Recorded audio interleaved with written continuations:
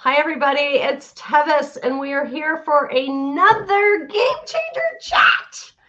And I am so stoked because the woman who I am going to be sharing you with you, is Ruth Rathblott. And she's had an amazing career as a CEO and leader in the nonprofit space. And she's also just a really incredible human being. I have to say that we started emailing about this over 8 or 9 months ago, and we're just so importante and busy that it took us this long to make this happen. So I'm super thrilled. Quick tech note: if you're watching this and you want to add comments, you want to ask us something, and you ask something and you don't hear us pick it up and run with it, then the reality of that is that it's probably not coming through on the feed. The best surest shot on the feed to get your stuff seen is actually on LinkedIn. But either way, both Ruth and I will circle back after and look at all the feeds, and we'll speak to whatever people have brought up. So Ruth Rathblott, thank you so much for being here. I'm really glad to have you. I want to start out, as you may know, because I know you played some of these, I'm going to start out just asking, what did you love to do as a young one? Yeah, it's a good question. I thought I was going to be a teacher. And it's funny, I would have the blackboard behind me. I would have my students. I would have files on my students. Sometimes my cat was one of my students.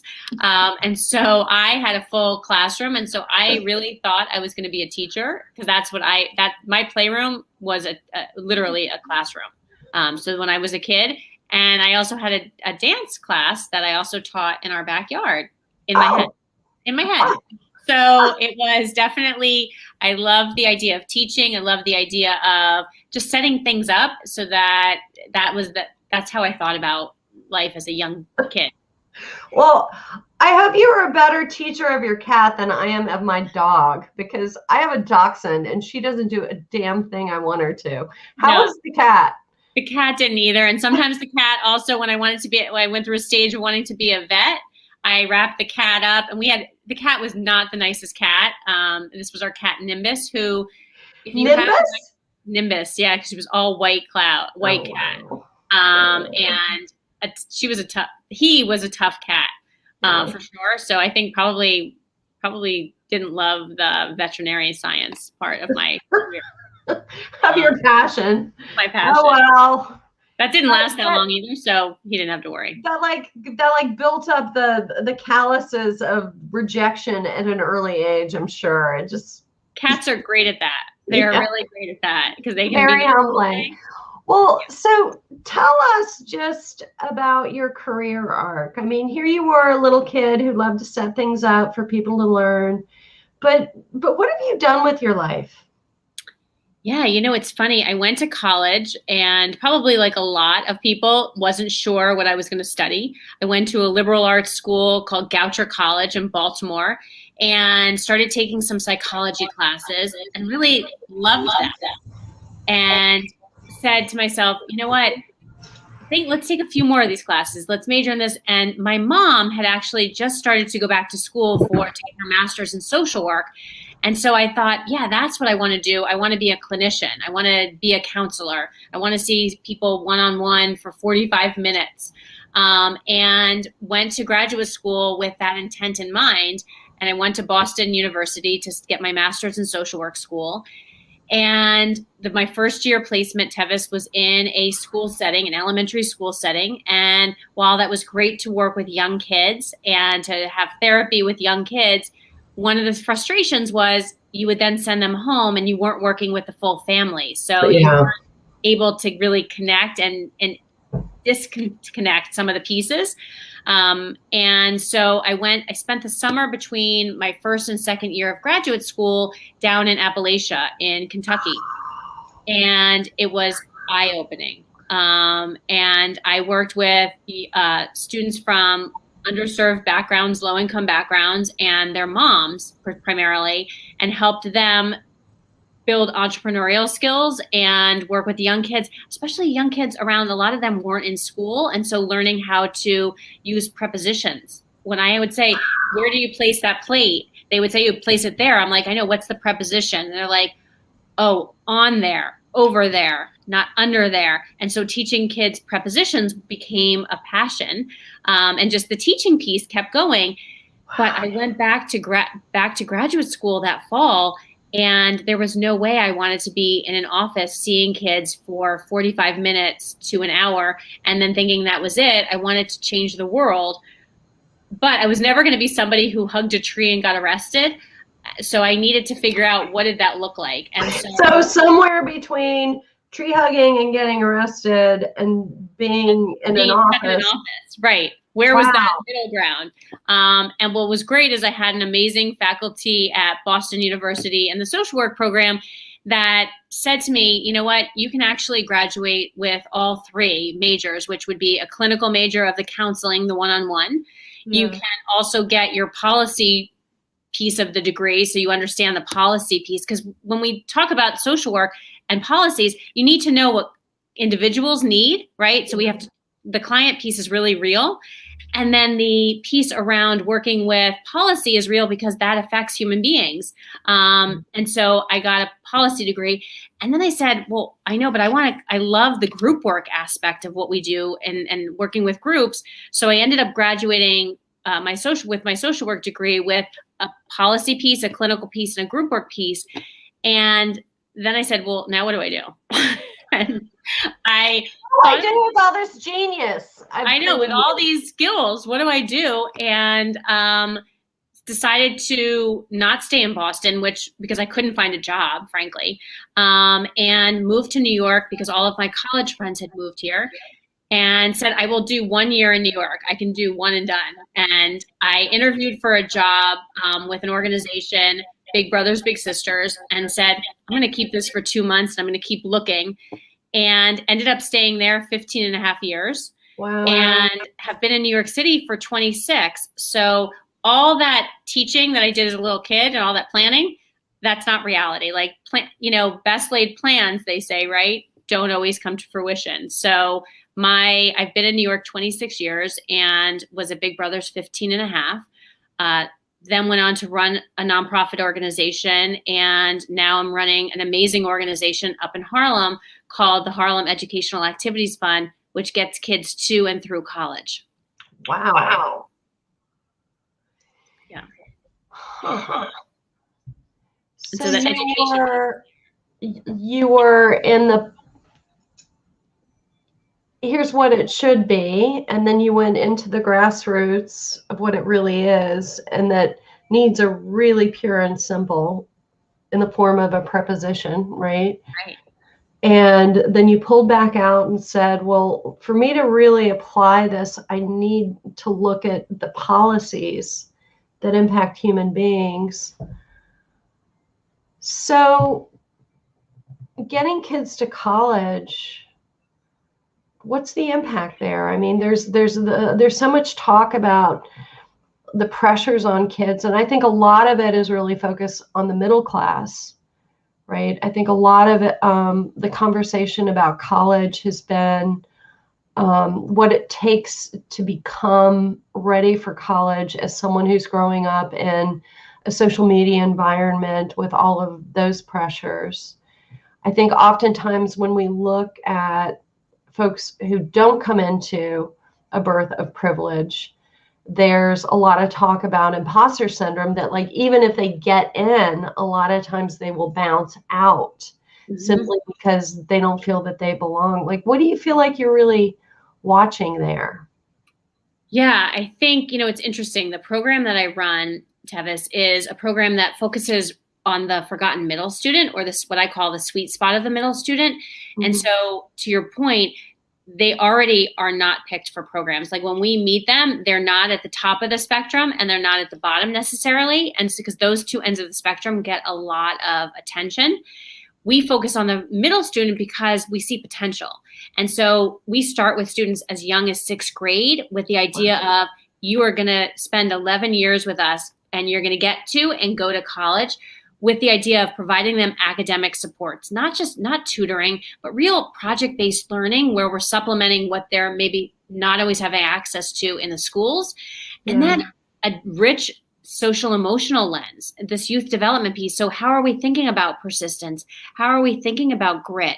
How are we building a growth mindset so that students start to realize, even if you haven't had access to something, what can you build on from something you have had an experience before around to help you with the next challenge that you're facing? I also think that you're absolutely right. I think part of HEAF's job is to level the playing field for students from low-income backgrounds, like their access to things that their middle class and upper middle class counterparts get access to, whether it's, we all know the best way to get a job today is what? It's through a network, your network. Right? And so if you have students from low income backgrounds who don't have access to a network, well, then they're at another disadvantage.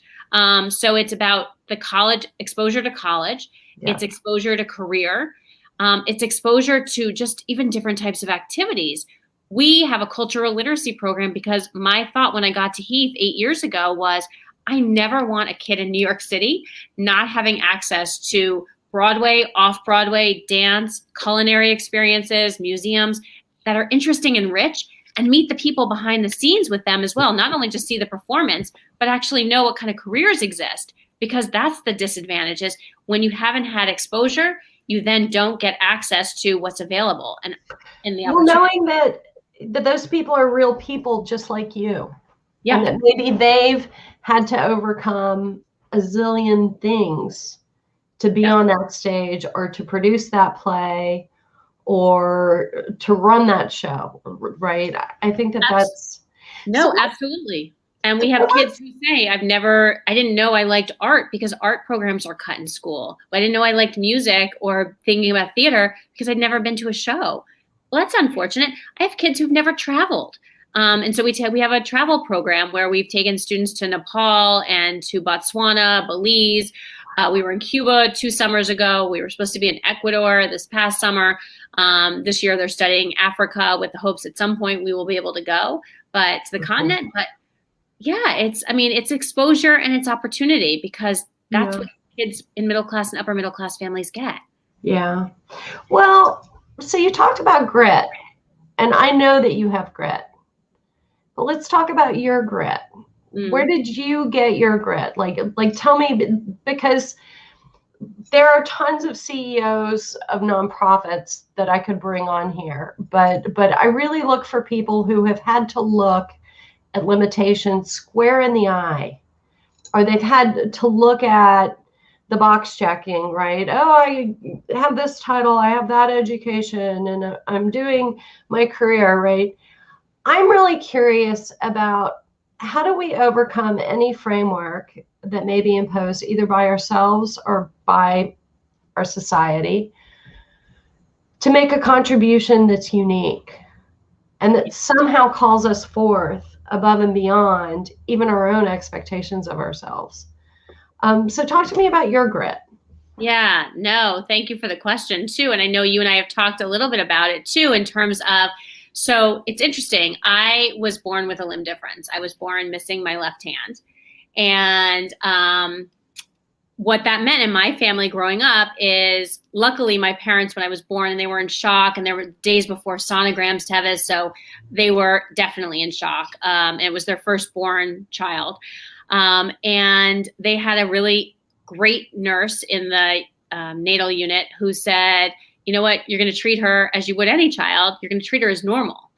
And for my family, what that meant was, you're going to do everything that kids with 2 hands do. You're going to be out there, but we're also not going to talk about it. We're not going to make it a big deal. And that was great, except what it meant for me was, we're not going to talk about it. I'm going to hide it from everyone. And when I was 13, I remember getting on a yellow school bus to go to my new high school.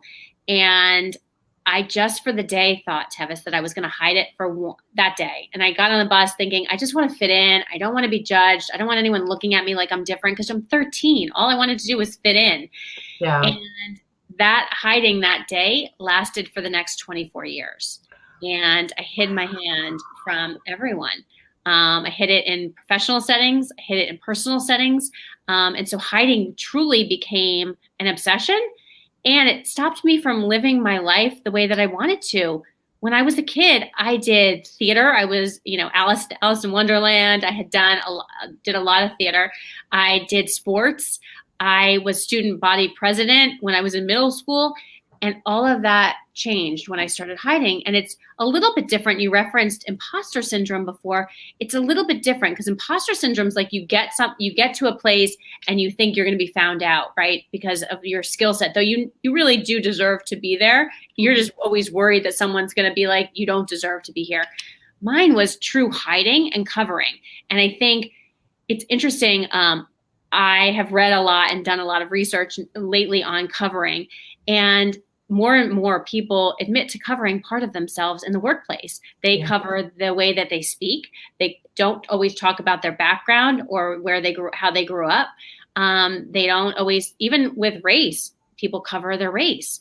And so for me, I was covering for 25 years, really, half of my life. And had some experiences in there that shaped me for sure. One in a professional setting where I was called into my employer's office and basically asked a question that had nothing to do with the job, that was kind of gut wrenching.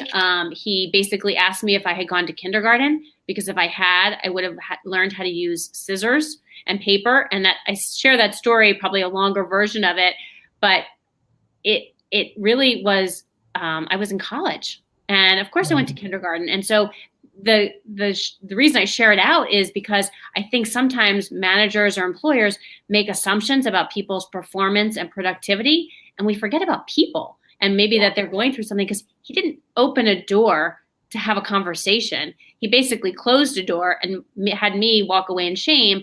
But the truth is, I got creative how I was going to finish that internship that summer and use paper and scissors. I got creative in terms of how I could perfect what I was doing. But probably more important, I made a vow to myself that I would never again in a professional setting hide. And what's really super interesting, Tevis, is I think about my career, and it came up recently, about 2 years ago. I had 2 members from my current organization come to me, and they wanted to talk about the diversity on my executive team. And I said to them, yeah, okay, we can talk about it. I just made a hire. And we talked about the reason I made the hire and the recruiting process I'd used to make the hire. I even brought them back to who had held the position before. And at the end of the conversation, they said they understood and thanked me for going through it. But he said, I'm just curious, do you see me as diverse? And the answer back was, well, you're a woman. And I said, yeah. And that has its own lens of gender and, in terms of agenda even. And I said, yeah, I am. I'm a woman. I identify as a she and a her. I said, but I'm curious about my limb difference. What do you think about that? And the immediate piece was, oh, well, I don't see you like that. And I said, I'm not asking to be seen like that. I'm asking for it to be acknowledged as part of diversity. And what it made me realize, Tevis, is that I maybe have continued to hide, maybe not by physically hiding it, but by not talking about it, by not sharing the challenges that I've overcome because of having a visible difference, not talking about it in terms of how uncomfortable it can be when people stare, how uncomfortable it can be when people make assumptions about my ability without me even knowing. So it made me do a lot of hard thinking about, what does it mean to really still hide? Because maybe it's not the physical act anymore of hiding it in my professional career, but maybe I am still hiding it when I don't talk about it. This is so big, because that arc of being that kid who did theater and let herself just be, coming into the social pressure of being a 13-year-old and being, I just want to be like everyone else. And that arc of 24 years, right, of saying, how do I fit in? How do I fit in? How do I fit in? Right? I don't want to stand out. And then having this awakening experience of, one, having someone be unkind, like unconsciously Mm-hmm. unkind, Mm-hmm. right? He probably thought he was just being funny because he had no idea. Right. But there's so much learnable about that, about how we handle a performance issue or something. Like, how do we handle a performance issue from a perspective of, hey, I notice X, and I just wanted to check in with you why that might be, right? Instead of going in for the joke. Yeah. Or the serious thing, because we think, hey, you're not on time, you're not punctual. Well, do we realize that they may be taking care of kids outside, or an elderly parent, or have something else going on in life? Like, we often just make these assumptions and we don't leave the door open. And hey, I'm guilty of it just like everybody else. Like, we don't stop to pause and ask questions and be curious. So curiosity is a big piece of leadership that I often now, and my staff sometimes joke, would say sometimes, but they really often joke, and probably not always to me, but my favorite phrase is, I'm curious. I'm curious. And not only does it allow someone to have the space, but even that supervisor, Tevis, I could have gone back to then if he had said, I'm curious. I may not have shared with him in that moment what was going on, but I would have known the door was open to have a conversation, and a courageous conversation.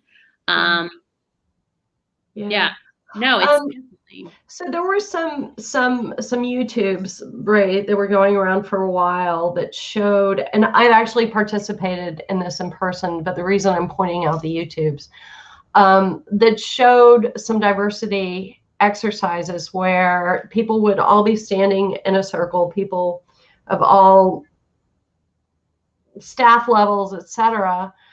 And whoever the facilitator is would stand in the circle and say, so who here grew up with a single parent, right? And people would step in and they would get to see each other, like, I am not alone. Yes. And then they would step out, and then who here has traveled to Asia, right? So they would mix it up with fun, but still powerful points of connection, and then powerful points of discrimination, right? Powerful points of, I feel shame around this. Like, I was raised by my grandmother, right? Instead of my mom for some reason. Or I have a family member who has served prison time, or whatever these things are, right? And so like you, I've hid for years. I grew up with a speech impediment, and I learned to compensate by creating a fabulous vocabulary. Yeah. I got a really great, strong vocabulary because it helped me avoid words that would trigger me. And one of the things that I learned as I grew up, and maybe you have too, is that a lot of times the very thing that might hold us back becomes the thing that we want to most take on.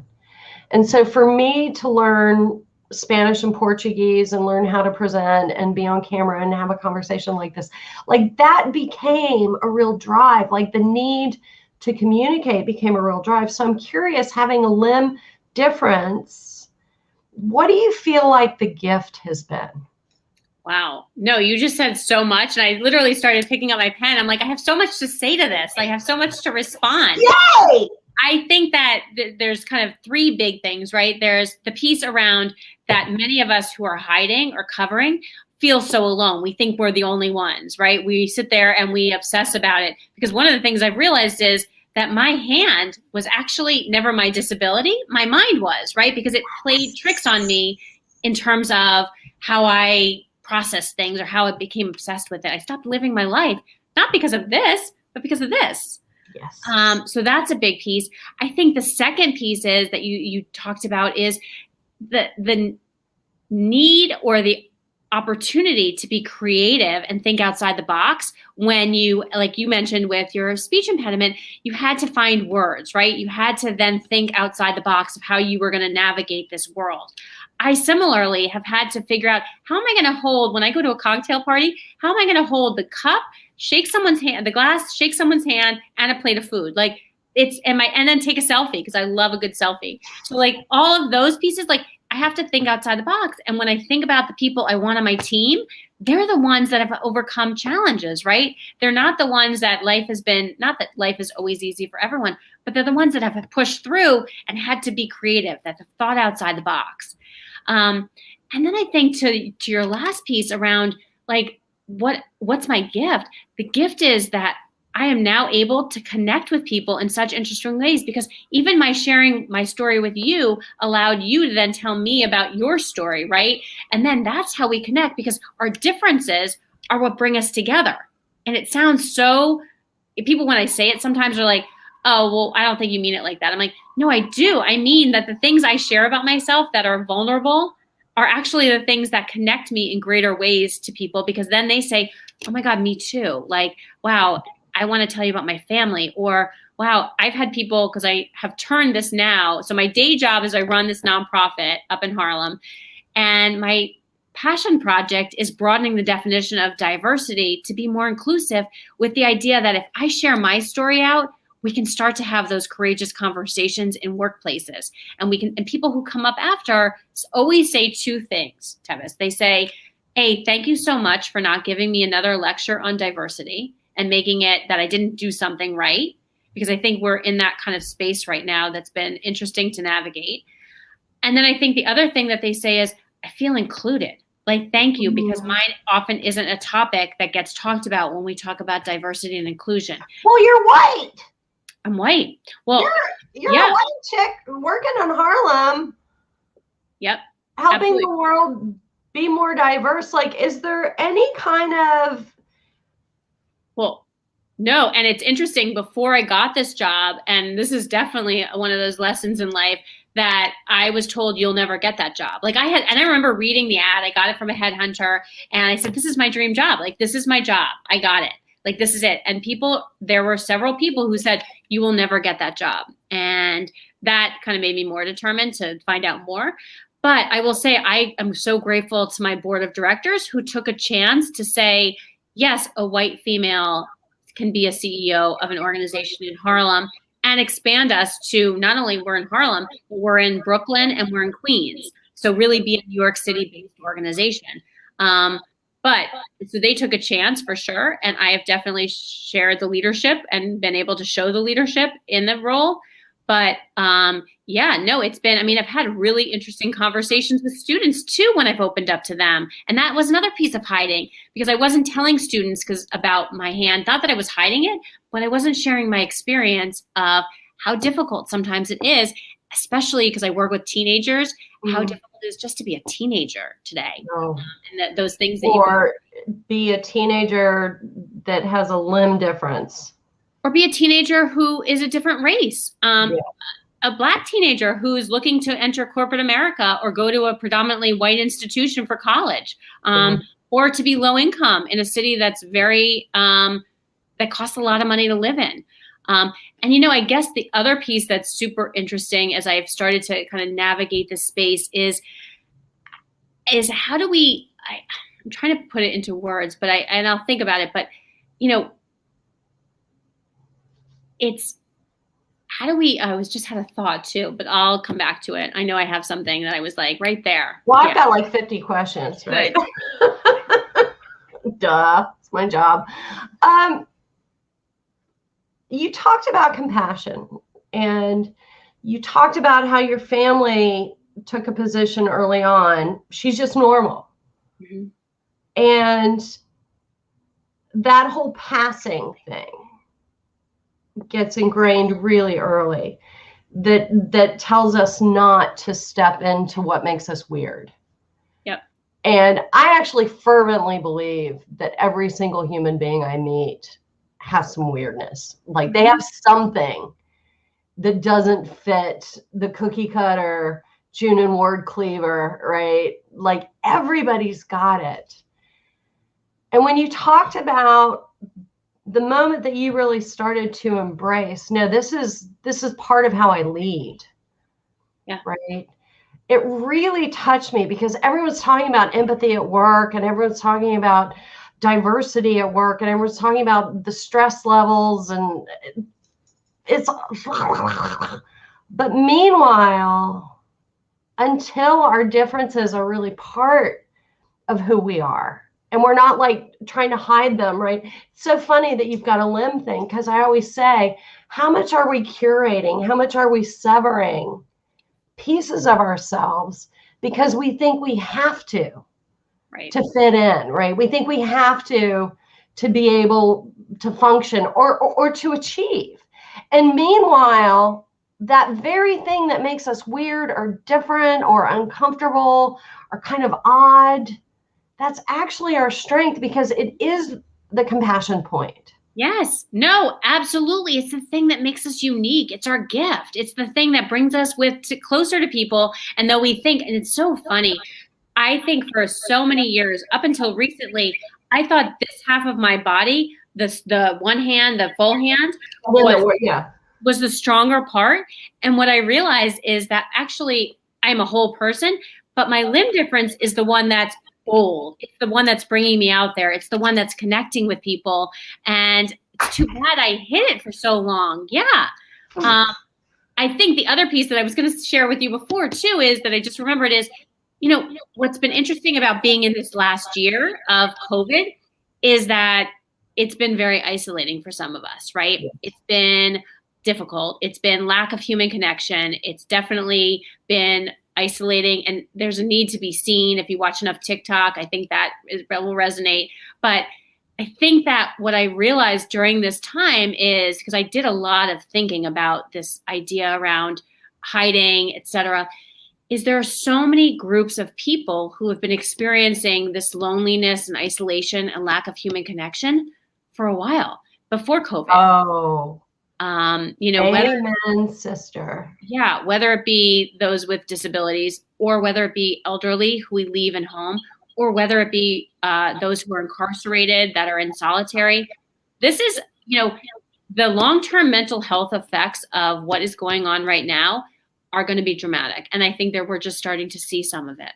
Yeah. Well, having just traveled for the first time, I went to Puerto Rico with my sister. They're very mask friendly and conscious, and they will give you a ticket if you do not practice masking there.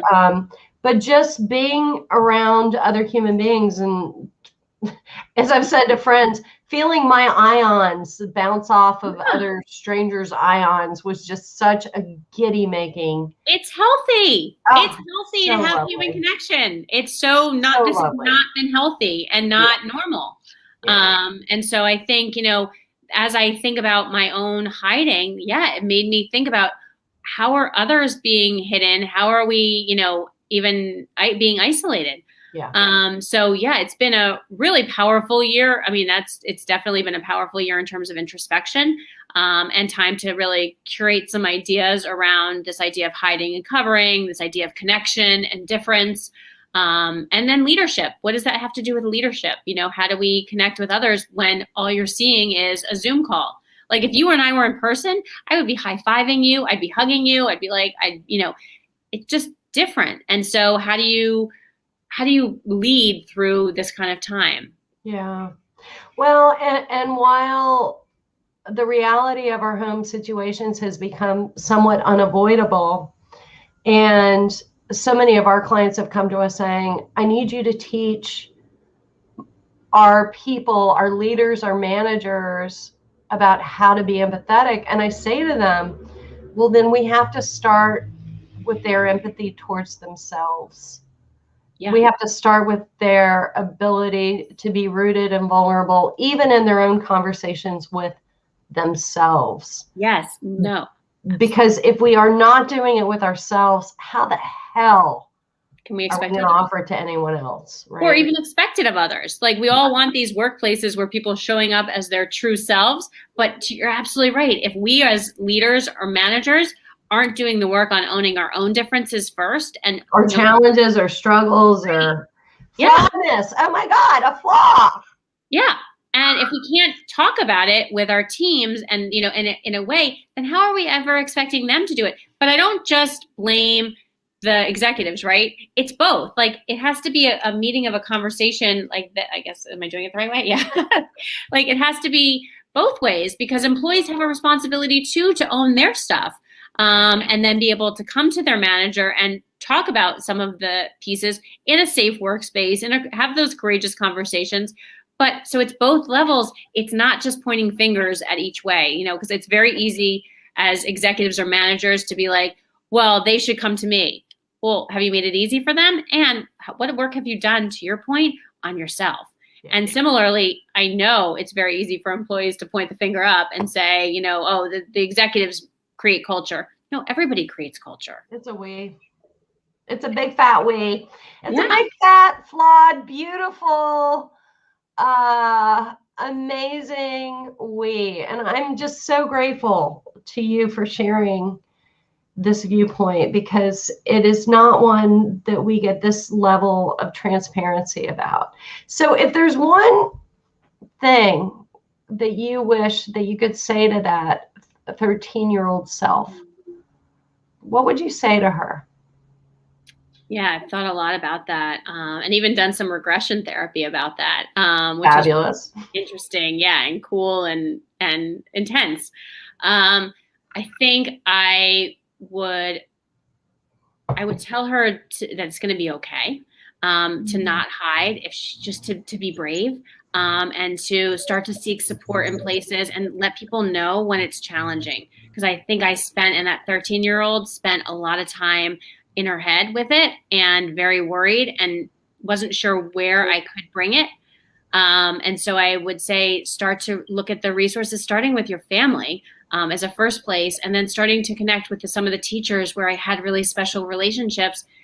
But I do think that we've grown a lot. I mean, listen, there's the power of now social media, where whether you like it or not, there's some really interesting resources and even groups. That's how I started to get comfortable with one of my pieces of my journey. Is how I got comfortable is I found a group of people who had a shared experience of limb differences.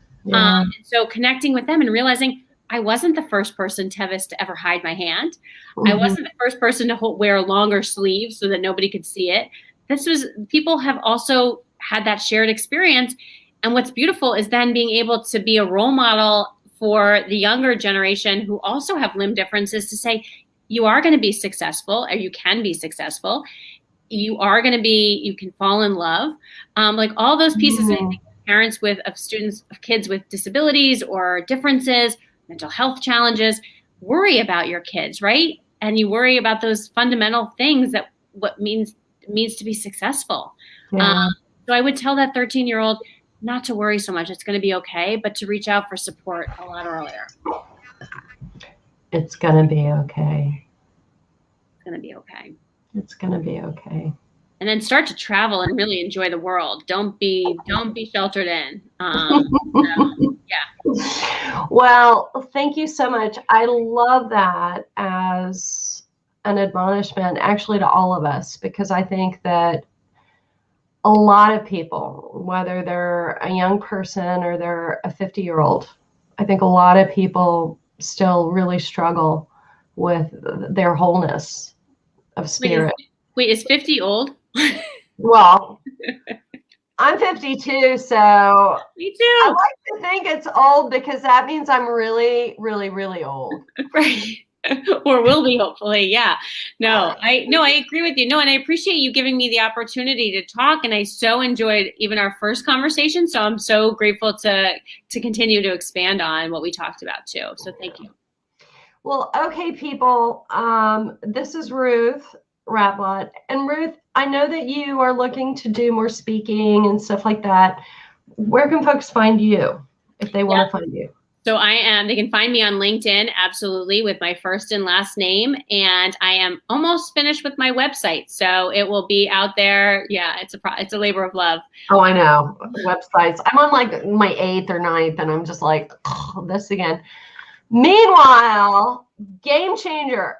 If you want to step into your truth the way my guest Ruth has, if you know that there are aspects of yourself you've never made friends with, and you're wondering, how do I be really happy in my life and continue to kick ass and have a nice house and, do all those things that all of us want?